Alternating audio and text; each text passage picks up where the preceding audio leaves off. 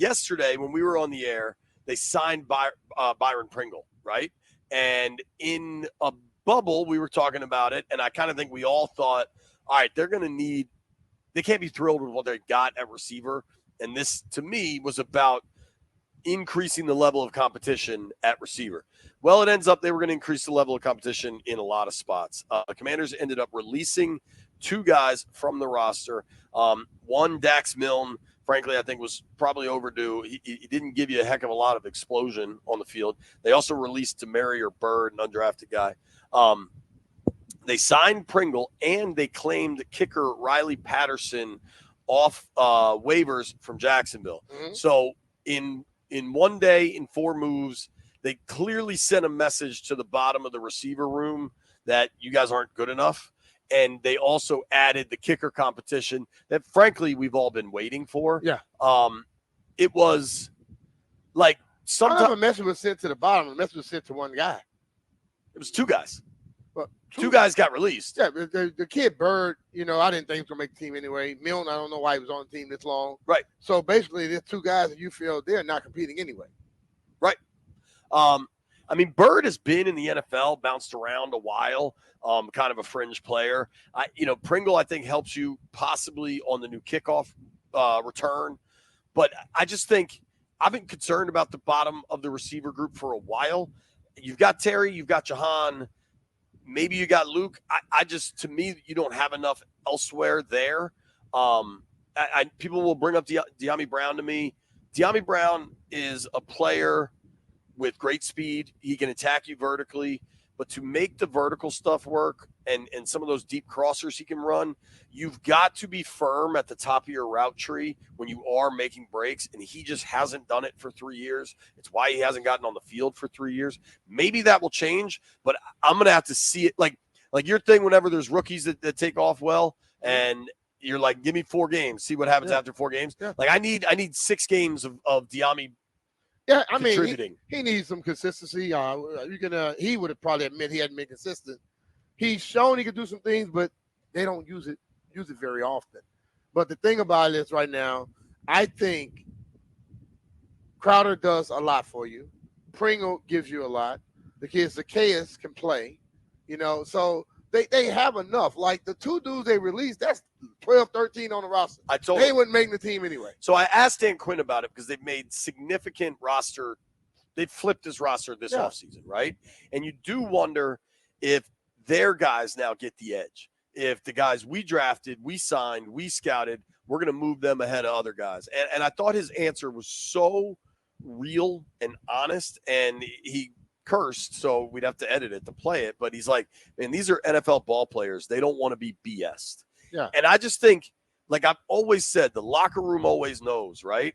And the locker room knows when perhaps an undrafted guy gets released so that a drafted guy stays, even when the undrafted guy outperformed him. Yeah. And it's too early to declare that these guys aren't concerned in the self-preservation BS politics that we know exists in 3/4 of NFL offices, but at least they're cognizant that it's a thing. Yeah. And he was asked specifically about Stromberg and Daniels. Those are draft picks from last year, relatively high, that haven't given you anything. And he's like, yeah, we're trying them at different positions, seeing what we got. Yeah, but I think, when you look at it,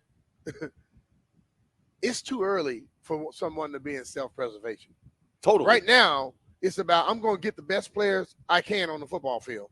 And some of these guys that were drafted by Ron them and they didn't get on the field, they can't play. If you draft them and you don't put them on the field, they can't play. Normally, when you draft somebody, you give them a chance and they may prove they can't. But if they can't even get on the field, then obviously they can't play. So they made a mistake, point blank. And I think at this point now, it's about let's get some guys out here. Let's try to put the people we believe will go out and do the things we want to get done. And when that happens, then we'll see. Totally. I think you don't want to make too much out of what are probably normal roster moves, right? Like, let's not make a mountain out of a molehill when, to your point, so they haven't updated the website yet, right? And that's not a surprise. That's not a big thing. Like, if you're going to go through the receiver depth chart, you'd go McLaurin, Dotson, probably McCaffrey, Brown. I'd go Crowder, Zacchaeus, Brown. That's 6. Pringle. Well, I'm saying they hadn't updated it from yesterday. Of the guys that are here, Kaz Allen, they've talked about. Tinsley was on this roster last year. Tremaine has continued to make plays. Jack Saint, your boy. Yeah, he's the only receiver with any real size at 6'4". So, like, we can get, 9 deep before Milne or Bird pop, right? Yeah. So, like, in a lot of ways, these are just normal roster moves. But Milne has good hands. I don't want to take that away from him. But, like, I don't think he should have been on the roster for 2 seasons, the difference let alone is this. Going forward. Back in the day, people got released at any time. Like, them getting released yesterday wouldn't have been a shock. In this day and age, they have a certain release date. So when you release somebody outside of that, we have to start thinking about this stuff. It's just basically what happened in the past. In the past, you could see a guy show up today, and you be out there practicing with him, and then you go back in the locker room, and his locker's already clean. They just waiting to get the stuff that he had on the field. And you never were shocked when somebody got released. Now we're shocked when they release somebody outside of the actual cut day. So, but hell, they couldn't play. That's the main thing. And, I don't think either one of those guys are, we're going to let them go so they can catch on somewhere else. They could catch on somewhere else. Will they make that team? We don't know. And you know what? Whether they catch on with somebody else or not, who cares? Hey, that's where I'm at with it. I mean, they let 2 guys go that probably weren't going to make the team. That's how life's supposed to go. Do you want to know what I honestly think will be the biggest kind of domino effect from the Dax Milne release? What? The one thing that I actually expect to happen now that Dax Milne has been released, Tress Way wears 15. Like I think that's was that his number before? No, but 10 and 5, 15. Call it a guess. Yeah. Think about it this way. You think if Tress wants 10, anybody else can take 10 from Tress? No, but I don't know that he wants 10. He's made clear this isn't his final number. Okay. And there are a lot of people like an odd number.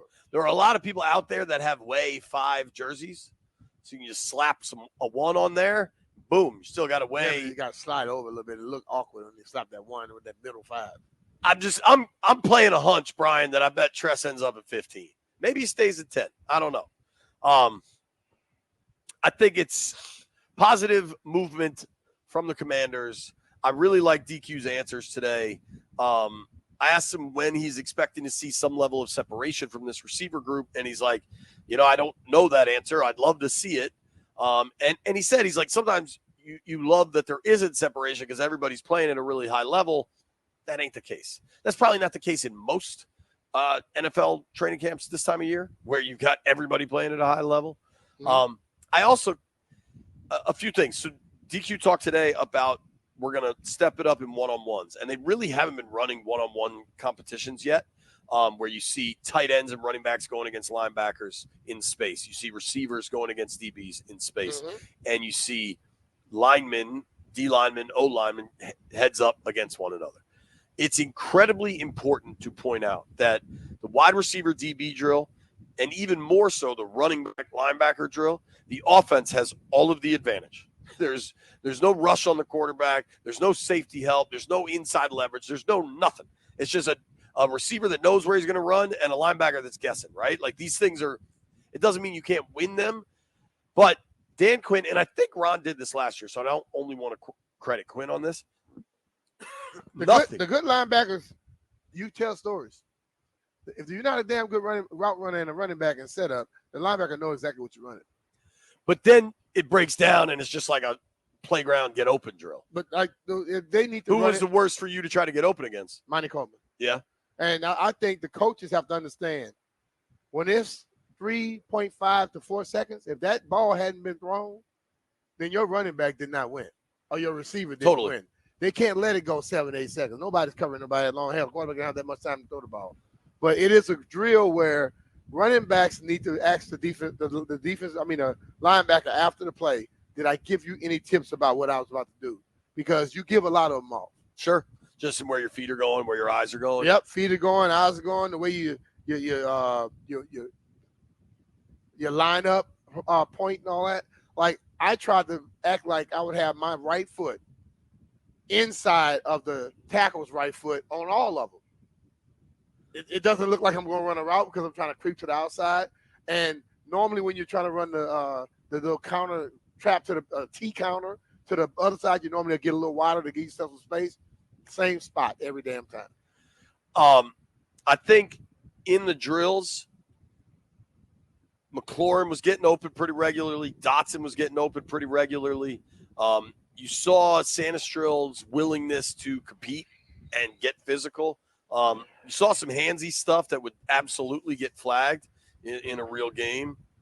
Specifically, Noah I, the corner they signed this offseason, seemed to be quite handsy. Depending which crew you get. Yeah. Some of them let them play. Some good news out there was Benjamin St. Juste back at practice. He had missed some time the other day. On the flip side of that is Cornelius Lucas, not here today. Big Luke has personal reasons, excused absence. Stuff happens. It's real life. It's regular people out here. The lineman that stood out to me watching a little bit of O-line, D-line drills, I like Brandon Coleman, dude. I think they clearly identified that guy to be their left tackle, and I think he's looked good. I think there's no incumbent holding him back from the job, and I think left tackle is saying his job to lose is too much, but it is certainly his job to win. Lucas? No, Coleman. Coleman. Well, the fact that they have been using him sparingly throughout the day and put him in different situations, and when Luke's not here, Coleman get more time. No, Coleman started getting the time when Luke is here. Now, in the 11-on-11s at left tackle. I know that. I'm saying when he's not here, he gets more time. Sure. At that position now, which in essence they want Coleman to be in that position. So just like my pops always told me, don't let somebody do your job, they can't take your job. Right. I think the Lucas battle at this point is right tackle with Wiley, and Wiley's missed some work. There's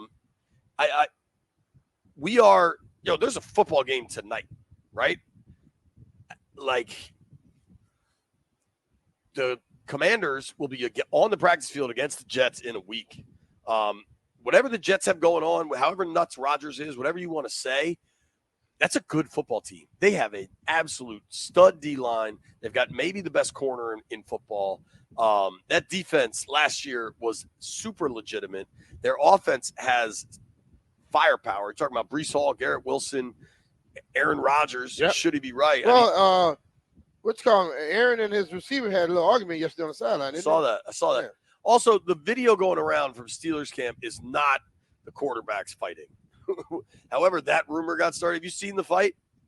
No. It's pushing and shoving. It looks like O-line, D-line, maybe some linebackers. Most fights in training camp are pushing and shoving. Right, but hold on. And then they're tied the rest of the damn day. Hold on. I got to show you this.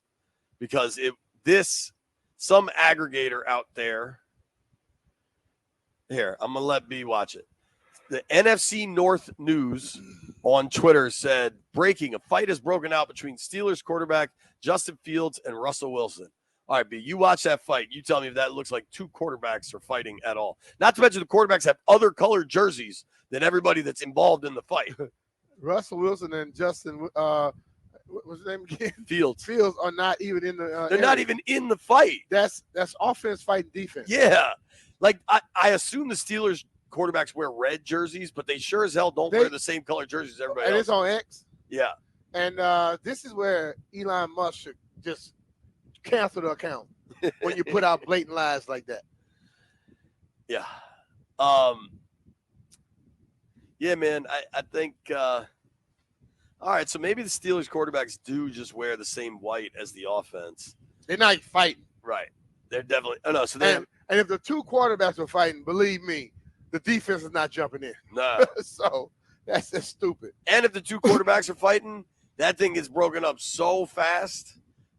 Unless the coaches are like, fine, let him go. Yeah, whoever wins the fight, they make my quarterback. Right. Just find out who has the quickest left hook. Right.